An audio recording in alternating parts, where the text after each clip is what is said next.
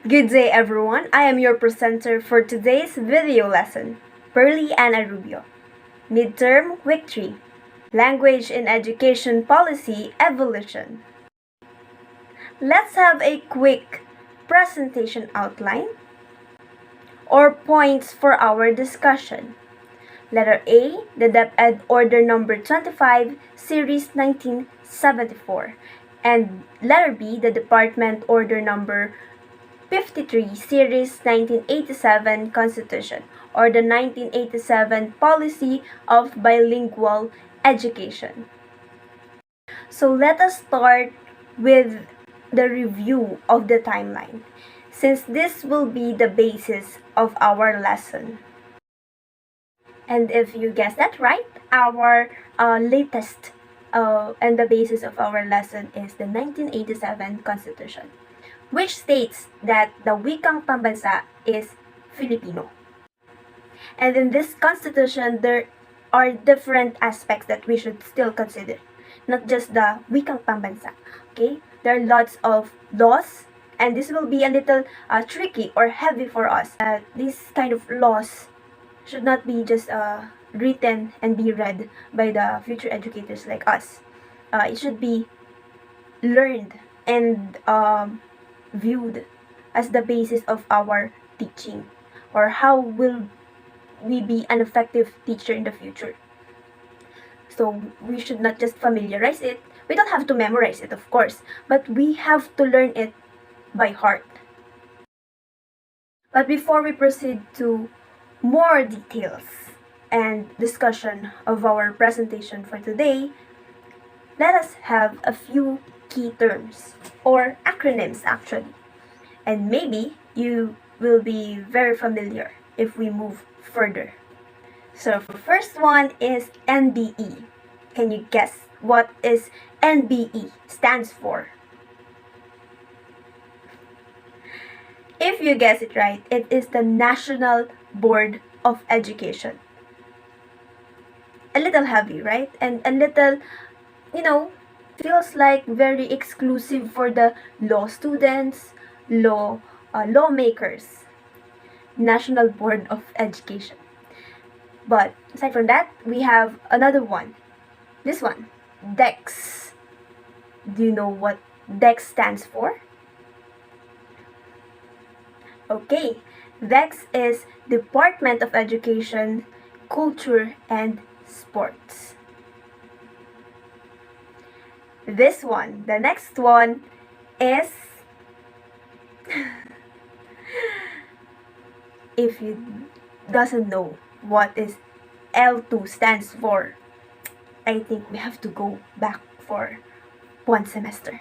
L2 means second language. The next one, it is the easiest. I hope that we all know what is the meaning of Dept. So, Department of Education. This is a little bit tricky. The next one, BEP. Well, if you are focusing on our titles, there is a little clue.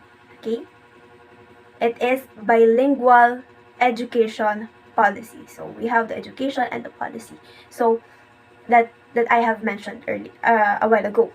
So BEP is Bilingual Education Policy. So it is we're getting more familiar. How about DO or DO? So some of the lawmakers or very familiar with this key terms, they pronounce it as DO, but we can also pronounce it as DO, okay? Because it stands for okay. If you heard it right, it is Department Order, okay? And what if I tell you that all of these terms that I have listed on your screen can be concluded in one word? Do you want to guess? Well, it is language. It can be combined and concluded in the word language, because this is where we are going, okay? The word language, and how can we teach our future students the real meaning or the essence of excelling to this kind of topics, the language learning. Okay, now let's move on to the DO or DO 54 Series 1987, implementing guidelines for the 1987 policy on bilingual education. It is signed May 27, 1987. So, DO, again, that is the nickname, DO, or that is the shorter name, the DO 54 series. This policy is addressed to the bureau directors, regional directors, school superintendents, president, state colleges and universities, head of private schools, colleges, and universities. In short, it is implemented in all aspects. It is implemented to all kind of schools, private, semi-private, public. Okay? In consonance with the 1987 Policy on Bilingual Education, the Department of Education, Culture, and Sports hereby promulgates the following implementing guidelines. So we are tackling now the guidelines that should be implemented all throughout the Philippines and every school. Number 1 is bilingual education is defined operationally as the separate use of Filipino and English as media of instruction in specific subjects. The separate use of Filipino and English for instruction should be observed. The key term for the first guideline is Filipino and English. We have to use it as a media of instruction, but separately. We cannot teach our students Taglish, Konyo. Sometimes it is straight English, sometimes it is straight Filipino.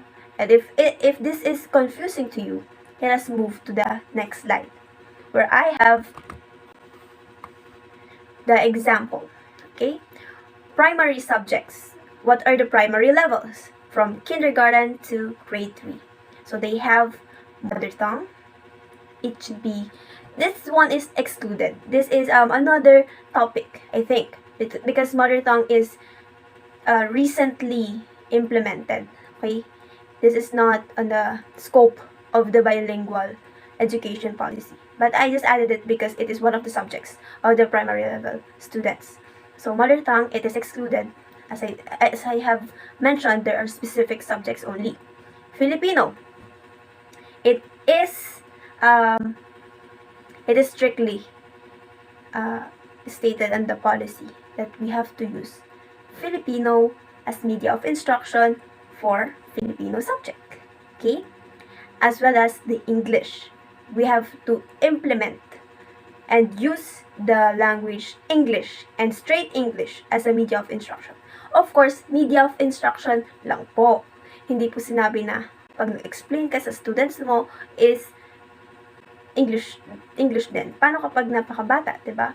If they are too young, it will be the adjusting stage for them on learning English. Or maybe not, because there are some students that is transferred and very good English speaking students.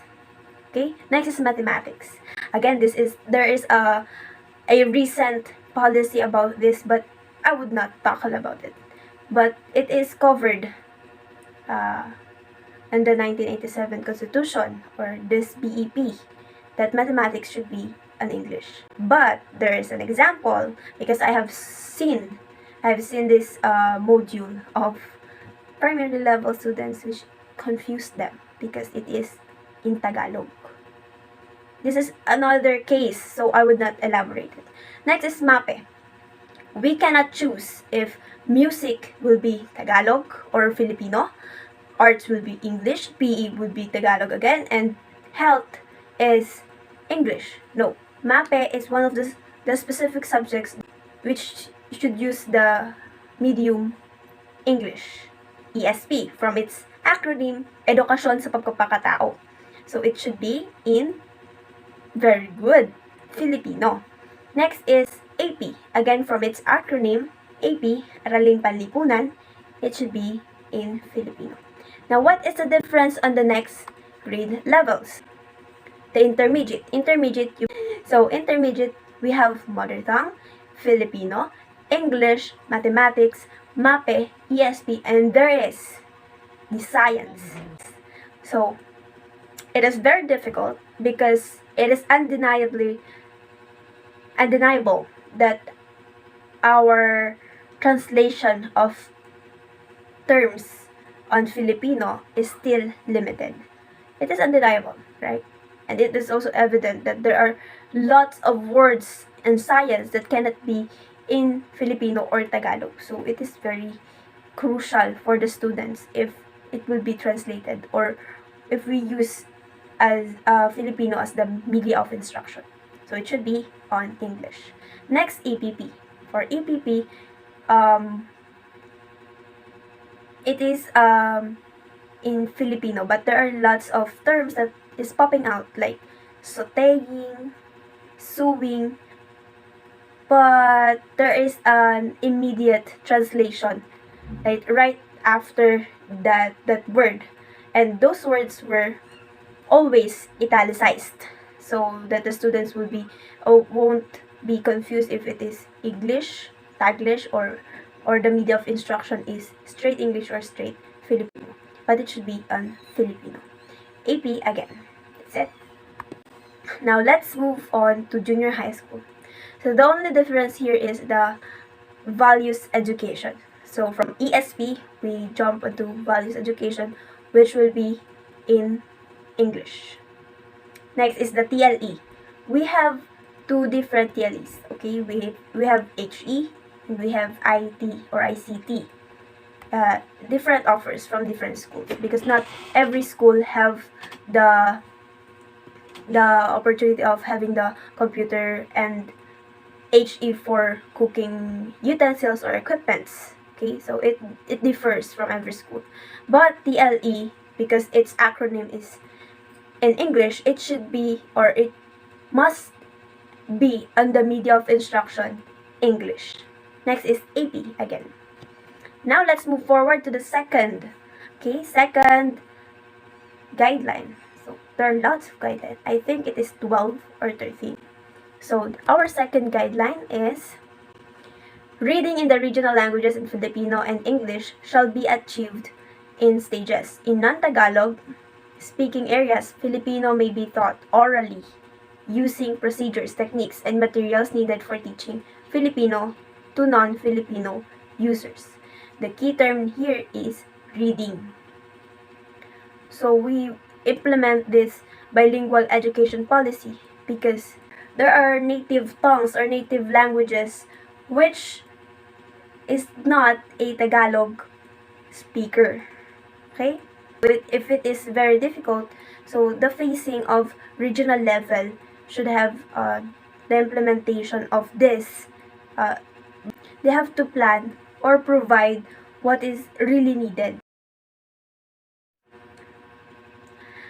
The explanation for number 2, 3, and 4 is quite similar because let me read this to you. Number 2 is reading in the regional languages in Filipino and English shall be achieved in stages. In non-Tagalog readers or speaking areas, Filipino may be taught orally using procedures. So we can not exclude their native tongues. Okay? The phasing in the 2 or 3 languages shall be planned by the regional level or provided the bilingual instructions. The use of Filipino and English as a media of instruction shall be implemented in all regions because this is a Dept ed order.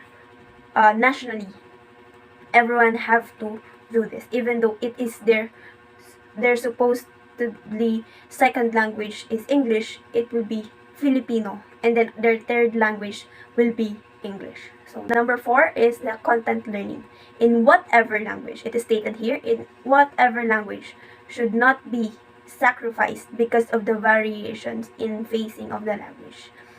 Even if it is Pangasinense, Ilocano, Waray, Cebuano, it is stated in the policy that it should not be sacrificed not because you're not you should be learning the Filipino and English, your native tongue will be sacrificed. So that's not the point of this policy.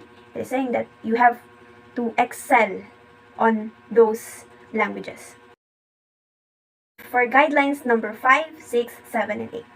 For all subjects to be taught in Filipino, the development of teaching and reference materials as well as training of teachers to teach in Filipino shall be funded. So we're talking about now the seminars, like insets. That is one of the examples. Okay, they have webinars, but it is the very modern type of seminar right now. But they all have that, and they don't have to pay for it because it is stated in this policy that it should be funded. Next is the number 6 is the regional director, upon consultation with his superintendents, supervisors, principals, teachers, and other sectors of the community, shall formulate a program to start the implementation of revised bilingual policy in all levels and school year. This is the start, school year 1987 to 1988. So this is a very big jump, or a very big phase for everyone at that time, because first of all, there are lots of funds coming out from the Department of Education. And next is they have to connect with all of the stakeholders. So what we mean by stakeholders, it is not just the administration and that school, not just the students, but also the outside or the external stakeholders, which are the community or other groups inside the community. Number 7, in non-Tagalog areas, the regional director shall organize compensatory programs to equalize competence in Filipino among Tagalogs and non-Tagalogs through the development of suitable teaching materials, trainings of special teachers, offering additional classes, and establishment of incentives for teachers in Filipino for the Tagalog areas. An enrichment program for enhancing competence in the language shall likewise be organized. Number 8 is the levels of competence set as goals for both Filipino and English shall be set by the department according to the levels of needs of population and periodically revised every 6 years. It is one of the biggest challenge, I think, because there will be 2 languages that you have to excel on, not just on Filipino and not just English. Both languages should be excelled by our future students. Next is number 9. The transfer of cognitive and linguistic skills from one language to another shall be facilitated and reflected on the syllabi of the school. What do we mean by syllabi? So these are the courses or course outlines of the school. It is given to the students before the grading period or the semester start. Number 10 is consideration. So it is said that in the measurement of achievement nationwide, consideration shall be given to regional differences because of variety of Filipinos and variation of facing in the languages. Because as just like what I have said earlier, we have native languages that will be covered by the bilingual education policy. The key term for number 11 is minimum standards of language skills. Still, we have to give the standards even though it is very difficult. We have to be competent towards 2 languages. What do we mean by minimum standards of language? Okay, in both Filipino and English shall be required for the promotion of students. So if the students cannot pass one subject with a specific media's instruction of Filipino or English, they cannot be competent enough. So they cannot be promoted on the next grade level. Lastly is number 12. Okay, DEX shall coordinate the following activities for the implementation of revised language policies throughout its respective agency. So there are lots of steps by then, and it is instructed by DEX, or Department of Education, Culture, and Sports. One example of this is to reflect on the BEP. It would be reflected by the teachers or educators on those moments or on those times. In addition to that, they have to come up with another plans or programs for their students, so that their students will stay competent. And actually, there is a last one, the number 13, but it is quite for law making people. It is about the bureau directors or the assigning of positions that time, because it is very crucial. So they have to have leaders and like directors or chairpersons at that time. Now let us move forward. What is, okay, for you, what is the importance of language policy in the Philippines? Because it is critically important to develop language policies because it ensures the access of the minority people or the minority populations. There are lots of native languages, and this bilingual or language policies in the Philippines helps them in every way. It is critically important because the regional languages shall be as auxiliary media of instruction and as the initial language of literacy where needed. Filipino and English shall be taught as language subjects at all levels to achieve these goals or this kind of goals. There are lots of goals of bilingual competence. Okay, we are almost done on our implementing guidelines for policy of bilingual education. If you have any question about this topic, free to ask me or personal message or on our class comments on this Google Classroom. Now let us elaborate more on the Philippine bilingual education policy. Consistent with the 1987 constitutional mandate and the declared policy of the National Board of Education, or NBE, on bilingualism in the schools, NBE Resolution number 737, Series 1973, the Department of Education, Culture, and Sports promulgate its language policy. They collaborated with this policy. They have researched this and implemented right away when they saw that this is badly needed on our educational system. So what are the goals? Let us know what are the goals of the bilingual education policy. Here are the major goals. Let me say it to you. Number 1 is enhance learning through 2 languages. Because the Constitution or the 1987 Constitution want us to achieve this so-called competence or global competence. Number 2 is the propagation of Filipino as a language of literacy. So as we excel in English, we have to also excel in Filipino. Number 3, it is the development of the Filipino language as a linguistic symbol of national unity and identity. Fourth one is the cultivation and elaboration of Filipino as a language of scholarly discourse. That is to say, its continuing intellectualization and the maintenance of English as an international language for the Philippines and as a non-exclusive language of science and technology. Now let us move on SWOT. So what is the meaning of SWOT? The strength, weaknesses, opportunities, and threats. So the first one is strength. It is easier for children to learn a second language. Because if you are young and you are starting to learn your second language, it is easier for you because you are you're learning it as well as with the first language, which is you are paired onto. Okay, you easily comprehend what is the translation of it on the second language. Second is it creates an opportunity for early diversity language. Next is working memory is also improved because comprehend more memory of the learnings. And last one is it encourages wisdom. Well, it is alongside with the memory. Okay. Next is the weaknesses.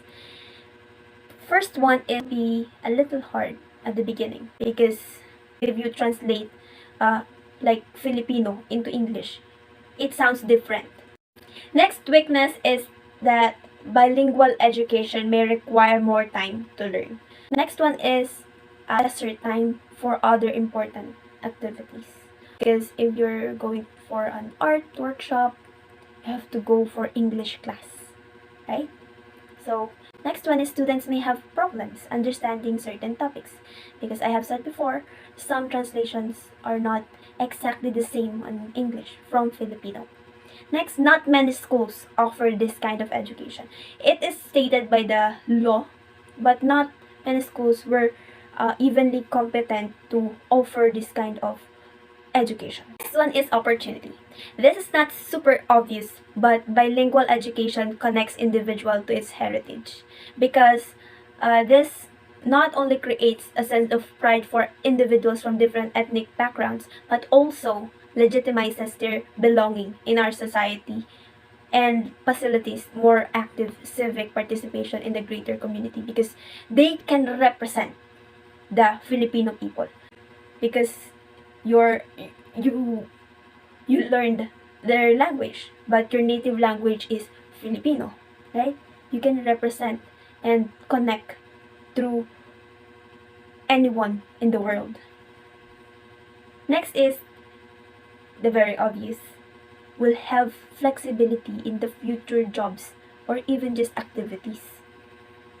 Threats. Number one is challenge both to excel on learnings of the learners or students. It's very crucial because you cannot focus on one competence. Next or last threat that I have researched is will greatly affect both languages on the confusion of its vocabulary and common words usage. Sometimes you use two words at the same phrase because you think that Filipino and English is in different common words, right? So that is for our SWOT: strength, weaknesses, opportunities, and threats. Here are 5 benefits of raising a bilingual child or teaching for us, teaching or facilitating a bilingual child. First benefit is family benefits because children will be able to communicate with family members, those who live afar. Benefits. Second is educational benefits. So this is the most common because research has shown that bilingual children perform higher on average tests that involves multitasking, creative thinking, or problem solving. This is because they are used to switching from one language to another constantly. Next is VIP or career benefits. Being bilingual increases employment options. A growing numbers of industries are seeking employees who speak a second language. Next one is cultural benefits. I have mentioned this a while ago. Bilingual children are usually more adaptable to new environments, meeting new people, and stepping out of their comfort zone. And lastly, additional language benefits. Because once a child learns a second language, it makes it easier for them to pick up another language. Now for your activity, I have posted right away because I have to attach it with this video. I have attached here the Google form. And there is no deadline. Ma'am Ebrio will have a follow-up announcement about this. So I would like to thank you all for listening to this video. And here are my references. Thank you very much.